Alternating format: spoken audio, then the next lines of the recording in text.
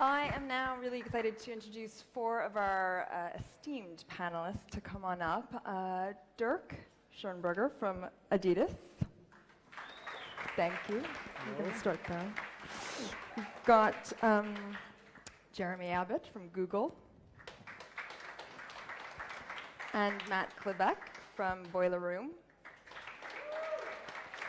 And Marina Hermansieder. Last but not least, of course. Ooh. That's a good. Thank you, everyone.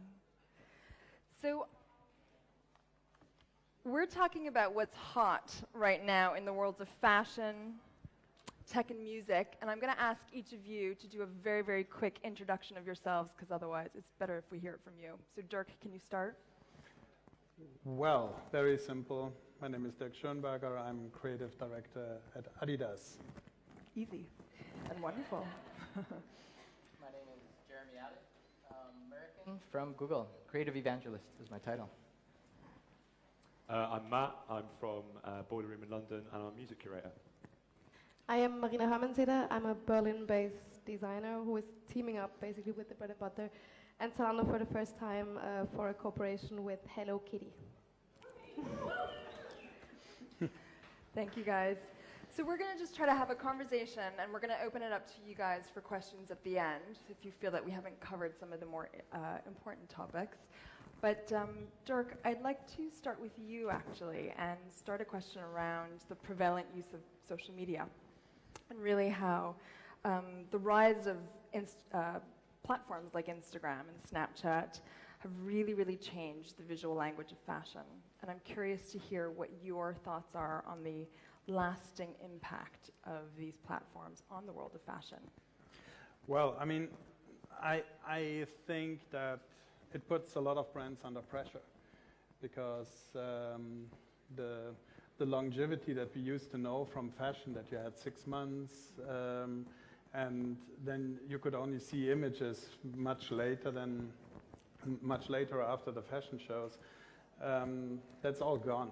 Yeah. You see them in real time almost on the internet. So, I mean, a lot of brands, as we know, have changed their calendars, see now, buy now. But I also believe that brands like Adidas, we are, of course, under pressure to release new products to keep the interest of our consumers all the time. So I'm very old-fashioned. From a different generation. I'm addicted to technology and everything, but on the other hand, I also like the idea of something to keep in a way. So I think that the speed will still become faster and faster until we all have to learn how to make valuable products with more longevity again, next to the speed. Products with meaning. Yes, yeah. Absolutely. Jeremy, what are your thoughts on this? I think the great thing about digital is it democratizes everything. So if you think about accessibility, all of a sudden we have these things that we never had before, and everybody here has a chance to do whatever they want to do. So I think of an oldie, but she's really not that old, is Tavi from, Tavi Gavinson. Yeah. Or you think of Nasty Gal from the West Coast. She started basically as a dumpster diver, alternative, and then she posted everything on eBay, and then she used her whole network to create this empire. And I think that's the great thing about today. I think if we take the old-fashioned, let's say Adidas is old-fashioned, and then the new, I think, or you're not, yeah. But I think the point is basically everybody. I think the hard thing for brands today is you're competing with everything, and not just other brands. You're competing with everything, like Hello Kitty. I meant Grumpy Cat. Of course, you're competing with anything that takes your attention. Means if I'm looking at Adidas stuff, then I'm not looking at Think magazine. So I think that's the challenge. Right. Marina, maybe I can ask you, given everybody's attention span is smaller and smaller these days, what do you think some of the most successful brands have done to leverage social media to grow brand loyalty, for example? I mean, I can tell what works for me.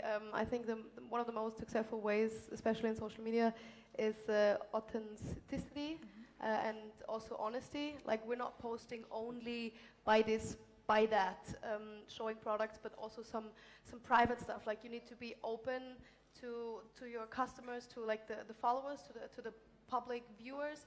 So it's not like an aggressive social media work that we do. It's more or less like I want to show everyone how it feels to be like a starting young designer. Right.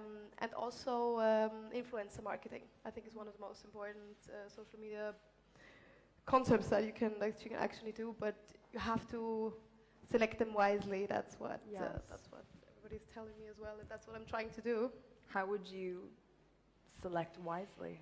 Well, the thing is, I have to admit, just because to be honest, we don't have the budget to buy influencers. That's why I like the fact that our influencers, they're posting about us because they like us. That's for me, it's a really positive thing, and I want people to post about us not because we pay them, but just because they like the product.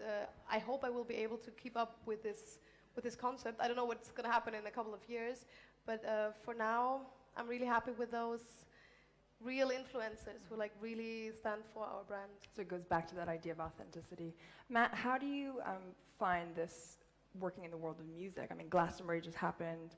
Adele's being hailed as the most authentic rock star there is today. I mean, I think it's a word that gets banded around a lot, this sort of word, authenticity, but as you just mentioned, like, you can see through it immediately if you're paying for, people to represent your brand or your music or your company or whatever.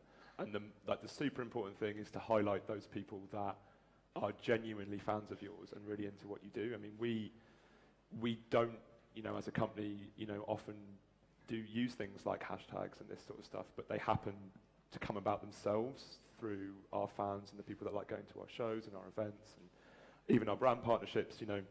They quite often generate quite a lot of their own content from people just turning up and having a really good time. So things like Glastonbury, everyone's going to be going there. I mean, apart from the rain and the mud and all that sort of stuff. Like, everyone's having a really, really good time there, so they're going to be really happy to take photos of their pals and put it up. And of course, Glastonbury's a massive, fashion show essentially as well. And so you will get people who latch onto that and very sort of clearly see that that's like an authentic thing, and that whatever someone's wearing or listening to, or any of those sorts of things, like, is a much stronger connection than if you just pay someone to wear your stuff, I suppose. Right. Dirk, today there's so many different ways of getting information, and people are hailing the fact that trends are potentially dead, or they're just changing so fast. But I guess I'm curious, do you think that trends still exist today? And given the hyperconnectivity of the world today, how do trends disseminate, and do they still exist? Good question. You're asking actually the wrong person. I never believed in trends in a way. So I believed that, of course, there are socio trends that where you can see, like, when punk came, when techno came, how that influenced the way we dress later on in the 90s, and how of course the whole sportswear movement came into fashion in the new millennium. Those things are, for me, much more longer lasting things that have more to do with the deep changes in society. I don't believe anymore in like there are too many trends. Because there are so many, there are actually none.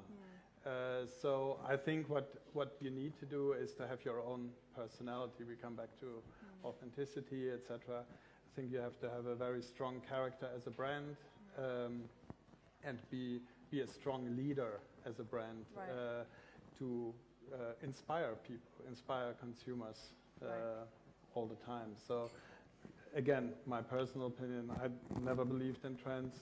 I think that a brand like Adidas has actually the task to make people believe in that's next. Right. Can I follow up? Do you think we're up for another era of punk rock because of the Brexit?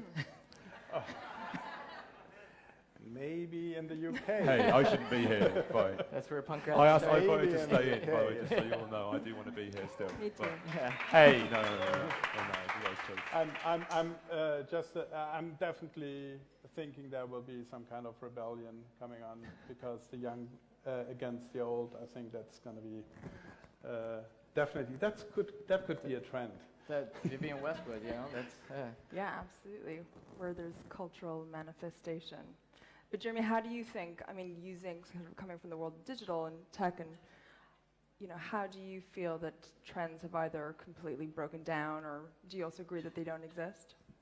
I think trends exist. I think the biggest danger we have now is if we think like in a few years in the future, everything is going to become so filtered. We get stuck in our filter bubbles, and I think that's what happened in the UK to some degree, and that's what's happening in the US with the whole Trump and stuff. So I think there's definitely going to be trends. I think trends they'll end up being communities, tribes. So it won't be a trend; it'll be a whole movement, but a smaller thing of it. So I brought up, because you brought up the punk movement, and that's a direct result of the situation that came out of Thatcher and whatnot. So I think we'll definitely always see trends. I think we'll identify them sooner because they're easier to they'll travel quicker. But it goes back to what you guys were saying, and it's really about being authentic. Are you going to follow that trend, or are you going to create your own trend, or whatever it might be? But I think trends will always be part of the cycle. I think the idea of tribes is really interesting. Marina, do you feel that platforms like Snapchat, Instagram have changed the way people dress on a day-to-day basis?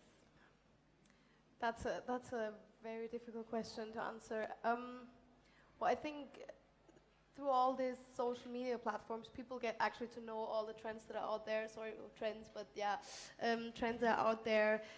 They see what's actually available, stuff that I wouldn't even know if I wouldn't just follow all the bloggers, especially all the German bloggers. I get to know so many brands that I didn't know before. So actually, I do get to dress differently because I get to know new brands that I hadn't known before. And I think this is a concept that actually works. Sometimes I hear people saying, yeah, but on social media, it's only publicity and like the bloggers are paid for posting stuff. But I mean, it's the new generation. That's how it's commercialized. Like this is, instead of advertising, you just have it on a blog. And I think, fair enough, I do see new labels, and I think everybody should have that chance. So I think, yes, social media does change the way people are dressing. I think the idea of discovery is really interesting, discovery and that idea of authenticity. And I'm curious, maybe Dirk, you can talk to us a little bit about how brands, how do they excel in creating kind of substantial relationships? You talked to us a little bit with your customer. How do you lead from the front, as you were saying? Well, I mean, we, for example, as a brand in the past years have decided to open up to our consumers. I mean, we had an ongoing program that you could make your own Stan Smith or your own superstars online, but we go a little bit deeper. We will open this fall. We will open a creator farm in New York, which is open to consumers. We have design teams there that will work on future projects. We'll invite consumers in to play around with us, to generate ideas. So we really get them into our house now. Not only the famous collaborators, but really the people that are big fans of the brand and always had ideas, and they could never bring them up to us. So we open our house. That's definitely something radically different because, of course, due to technologies, etc., Adidas has always been a very secretive house, and we never let a lot of people look deeper into our laboratories, and now we will. Wow. And so it's going to be interesting to see how that will work out. But I think it's definitely a complete different dynamic, the way you create products. It's very experiential. Jeremy, how would you use technology, or how would you advise a brand to use technology to kind of create that relationship with the customer? I think there's I mean, there's a great example. Unfortunately, it's your competitor. It's Nike. And in 2006, they came out with Nike Plus. And it used to be where you had a relationship with a brand. It was, to some degree, advertising marketing. You would go buy that, whatever it might be. Like, I just bought my wife a Celine bag, right? And then after you buy the product, your relationship was kind of over as far as a one-on-one. But I think when brands are able to create this network, this platform themselves, like Nike does, and other great brands, then the relationship is ongoing. And you've probably heard this term that, or you've probably heard that content is king. We hear all that all the time. But I really believe it's not content and it's not media, but it's really relationships that are going to push us. And if it goes back to what you guys were saying, if you don't have the relationship, because relationship is really the king today, because I think consumers are really fickle and not really loyal. So it really depends on what relationship you have with the brand. So if you're a young brand or if you're into music, then I think you tend to stay within that. So experience, relationships. Matt, maybe you can talk to us a little bit about the music world, which definitely leverages both those things, and how music influences fashion so much. Why do you think that kind of combination is so fruitful? I mean, I think that, like, you were talking earlier about how, has Instagram and Snapchat and all that changed how people experience fashion. I think, like, music always has been a massive influence on fashion because young kids idolize their heroes. But there was a point in time probably where, it's the sort of eccentric 70s musicians like David Bowie who were getting the limelight, and they only influenced so much because not everyone's going to dress like David Bowie because it'd be crazy. But now all artists are like exposing themselves on the internet in so many ways in their daily life. And Adidas here now, I mean, Stormzy is one of the biggest, like, hypest acts in the UK at the moment, and he only ever wears Adidas tracksuits. And you go to his shows and people wear Adidas tracksuits at his shows because you wouldn't get seen wearing a Nike tracksuit at his show. Is kind of how it is. Right.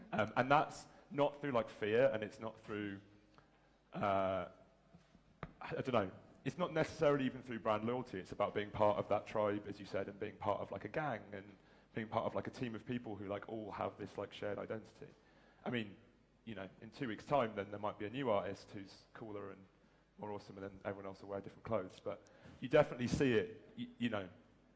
I think smaller artists can make a bigger impact now, and smaller people, like more individual people, are to some extent more influential to people than, say, for example, Adele. Because I don't think anyone is really that interested in what Adele's wearing, but maybe like your favorite rapper who grew up in the same area as you, who only like 200 people know about, is going to really be very close to a small group of people. Yeah, I truly believe that this idea of like micro-influencers are actually going to kind of take over where the mega stars have kind of come from.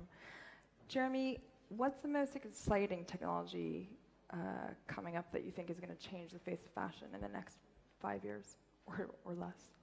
I think it's just this consolidation of everything that's happening. One, the internet. At one time, we're all able to communicate. So we moved from a world of scarcity when everything was really scarce to abundance. That's the main thing. And I think this idea of we're moving into what we call the fourth era of computing, which is ubiquitous computing. And that's right now we're in the mobile era. And the problem with the mobile phone is it's a great device, but it's very binary. That means it's either 1 or 0. Either I'm looking at my phone or I'm looking at you. So I think when everything becomes embedded, then it's more about us as humans. So natural language input, so it's not quite here in Europe yet, but when you speak to your computer more, that's going to be great, because I think when you think about technology, it's only great when it disappears into the background and you don't think about it like, cool. So the example I use a lot is the zipper, the common zipper. At one point, the zipper was really cool. It's like, oh yeah, I got the zipper. But now it's just, you don't think about it. It's just something that is. And that's when technology becomes super interesting, when you can play with it. So, you're probably, if you think it's going to be VR, I think we're like day one in 1 year, 365 days of VR. And I think the VR play is B2B. But I think it's just when it's this accessibility of all technology that becomes amazing. Interesting. Yeah. Scary. It can be, I think it can be scary. Or But I think you have to feel uncomfortably excited. Yes. It's like when you go, I don't know if you remember sledding down a hill in snow. You're kind of out of control, but you're kind of in control. It's kind of like that. That's exciting. Yeah. Marina, how are brands, designers like yourselves, adjusting kind of brand DNA or adapting your design, I guess, for the digital era? Or does that not happen? The sort of technology enables you versus you think about the way you design because of technology? I mean, given your designs. Only speaking about design DNA, I think, as you can see, I'm more in the manual working design. So I don't see myself yet. I mean, I've tried 3D printing, for example. I mean, that was completely new 2 years ago, and now it's like, okay, doing 3D printing. But coming back to technology, I'm completely open to anything. Like even for the showcase that we're planning for the bread and butter, when researching, you get to see the things that are actually happening, like mirrors where you can scan yourself and you just type the products and you see yourself in this shirt, in this shorts. I think this is amazing. I don't know if I'm going to get used to it in my life, but I guess my kids are not going to just change stuff in a changing room anymore. So yeah, more in the brand DNA, I guess, and there it all comes back to authenticity. Oh God, this is a hard word for me. But we're trying to bring this also in the digital life. As I said, telling something private, showing some atelier life, bringing the customer to us, like showing the customer that we actually have a chaos in our atelier, and also like not only online but also offline, the brand DNA. I think it's important for us that every customer gets the hand little note. It's not an email. I think a letter to a really good customer, to a partner, to a supporter, for me is still more worthy than just an email. That's why I'm still in the generation where something digital might not be the same as something you can actually touch. Right. It's a good way to seg into my last question before we open it up to you guys. Maybe I'll start with Dirk. Why is collaboration in fashion, which is so relevant to the bread and butter by Zalando coming up in September, why is it still such an incredibly interesting tool for brands to use?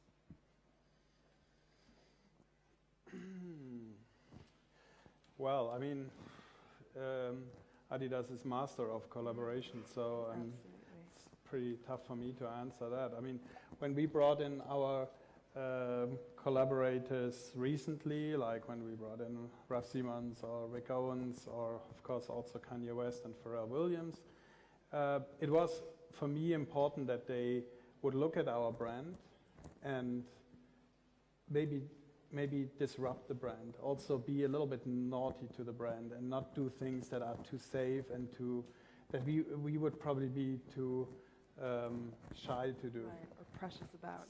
And too precious about. And that's what I like, the energy that they brought into the brand.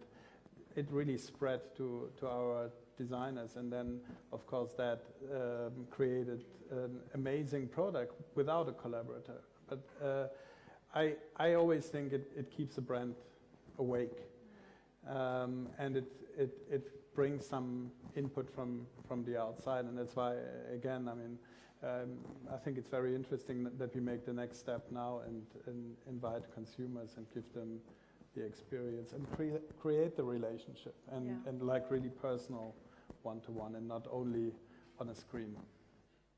Anybody else have anything to add before I open it up?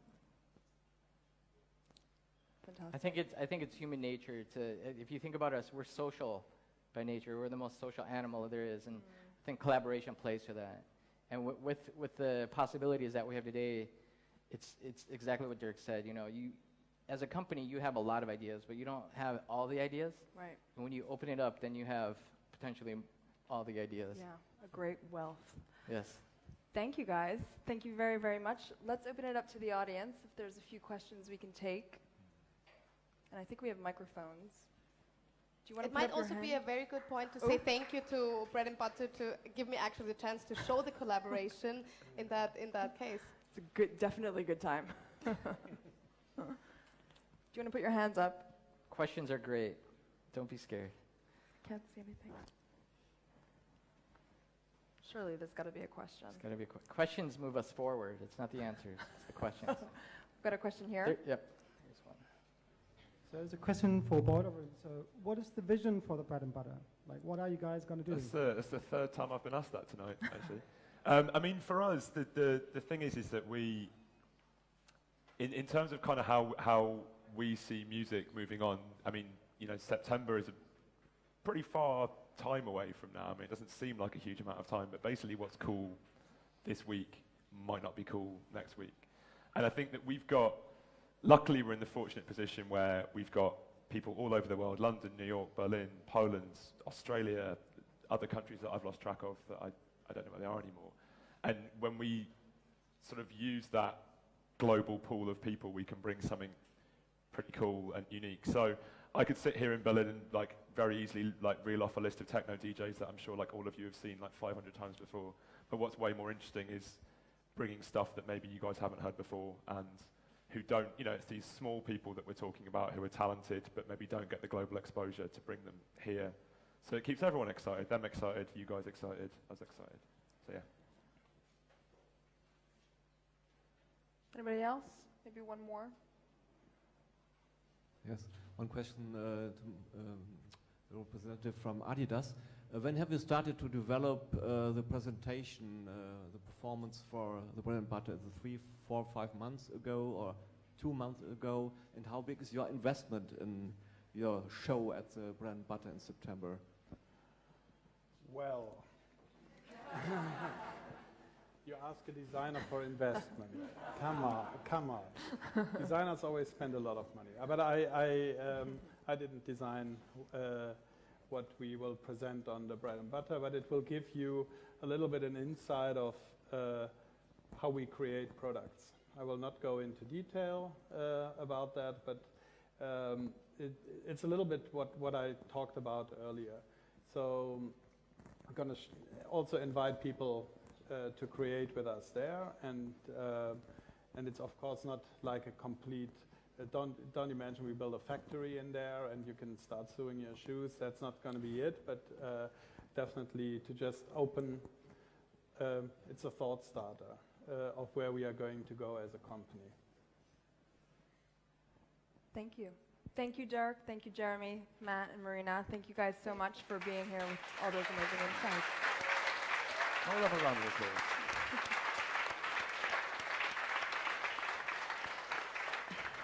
And that's it. I think we can get Thank off. you very much. Thank you, guys. Thank you again for all coming.